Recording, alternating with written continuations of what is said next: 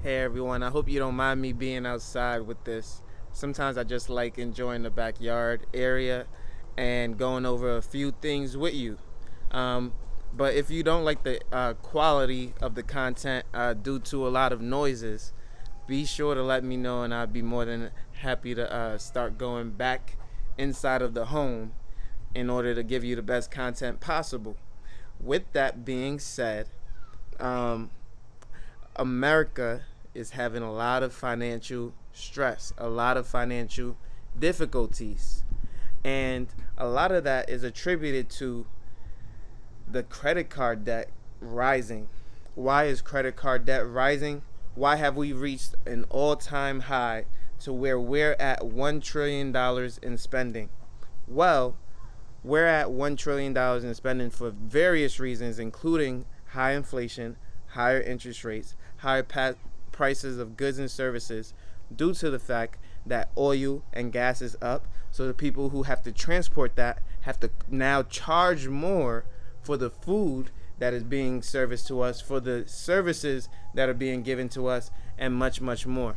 So we can no longer afford to pay the same prices because they are going to force us to pay for the cost that is being transferred over to them in the form of gas prices. And then of course we're going to pay at the pump as well, right? If you're a driver, you're going to pay for gas, you're going to pay for oil as well. And so that cost is going to increase. And if you put that on your credit card, then guess what? I mean, that's just a cost that you have to eat. I'm going to go inside because it is a Friday when I'm making this video and they're having fun. All right. So let me go ahead and turn on the lights in here and enjoy. I don't even know which switch to turn on anymore these days. I don't even know my own home. It's crazy. Turn on this light right here. Okay then. All right. So again, the cost of goods and services are continuing to go up. And so now we have a situation where um, of course there's going to be higher debts and things of that nature. So I don't really attribute that to a alarm that needs to be sounded off, because I understand that a lot of people are just accustomed to that. And now that we're making more money than ever before, we're also going to have more debt than ever before. So I just see that as a part of life because we understand that there are going to be people who just don't want to live financially free, independent, and retire early. It may not be on purpose, but if they're creatures of habit, they're going to continue to make the same mistakes. And because of that, it is not uncommon to see that our debt ceiling has rose in America and that consumer debt has now reached over $1 trillion. But here's the kicker. Here's the biggest thing that I want to talk about today. But before we get into that, please make sure you leave a like. Please make sure you leave a comment and subscribe and hit that bell notification button so that you're notified every time that I post a new video, whether it be on YouTube or on Rumble. The American 401k is now being depleted. Last year, people were investing 0.01% more into their 401k than ever before. You see, they got a little bit more money and they invested as little as possible into their 401k. But they did invest. They invested a little bit more towards their retirement. And, when in good times, they felt like, they had the capability of doing so. But here's the thing, you cannot only invest in good times, you must invest in good and in bad times. And so for all of those people who only invested in good times and now they're seeing those returns erode and they're now selling their stocks in the bad times and paying a 10% penalty on it and paying taxes on it. It is just absolutely sad. It is absolutely sad. You might as well have just invested your money in an ETF, in a regular stock market, and not have to pay the 10% penalty at the very least.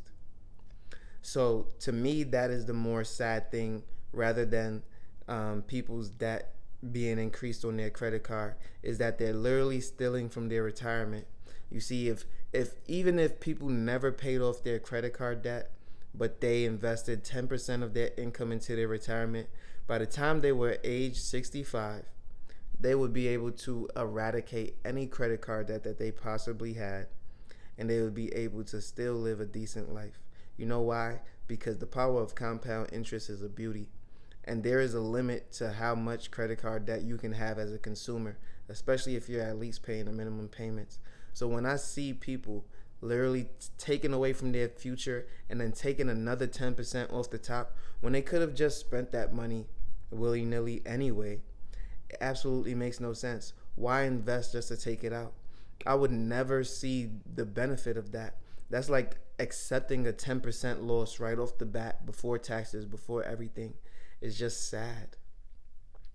And so Americans, although they only invested 0.01% more in 2022, guess how much they're taking out now in 2023? In the second quarter of 2023, Americans are taking out 36% of their 401ks. Fidelity is the one that broke the story. Fidelity Net Benefits, that Americans are taking 36% out of their 401ks. So they invested 0.01% more in good times, but they're taking out 36% now because times are hard. And I'm sure not everybody is doing it because the stock market is down, but some are doing it because they're truly in financial pain and they don't see any other course of action. They don't want to take out any more debt, or maybe they don't have the ability to take out more debt, and so they now have to pull from their retirement to stay afloat. And that's super, super sad. But again, this is why I tell people to work very hard, save a lot of money, make sure you have an emergency fund, and then make sure you build good skills, good habits, and have the personality that will help you in certain rooms and certain environments. I understand not everybody has a good personality. I understand not everybody has good skills. But if there's anything that you take from this, is that you must have good habits.